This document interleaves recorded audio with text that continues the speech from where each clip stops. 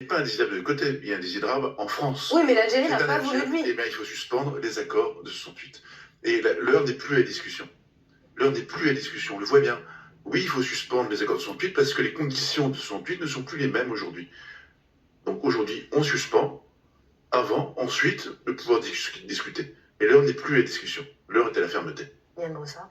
Je pense qu'il y a deux questions extrêmement différentes. Il y a une première question qui est la question de l'incitation à la haine. Et évidemment, Ou à la violence.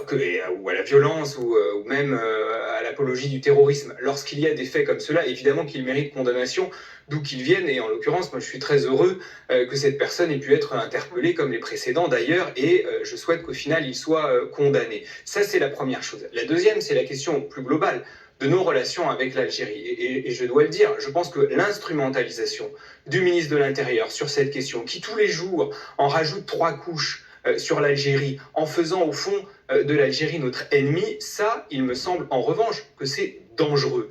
Et en l'occurrence, on a un ministre des Affaires étrangères, que le ministre des Affaires étrangères s'occupe de nos relations avec l'Algérie. Mais on a aujourd'hui un ministre de l'Intérieur qui mord sur les compétences de son collègue et qui tous les jours explique que l'Algérie serait au fond un ennemi mortel pour la France. Je ne pense pas que ce soit juste, et je pense par ailleurs que nous payons le choix du président de la République qui a fait le choix de reconnaître la souveraineté du Maroc sur le Sahara occidental. Il y a cette rivalité entre le Maroc et l'Algérie.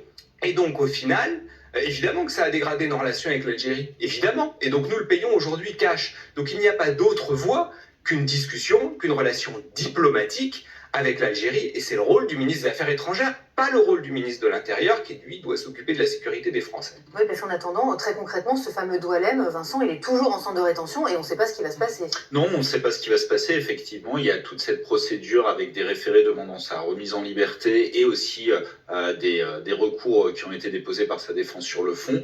De son côté, lui, Bruno Retailleau, ne veut rien laisser passer, hein, c'est ce qu'il dit. Il veut que ces personnes soient condamnées devant la justice et ensuite les expulser. Alors on verra avec les premières décisions de justice, j'en parlais tout à l'heure, qui sont attendues en février ou au mois de mars pour ceux qui ont été renvoyés pour apologie du terrorisme.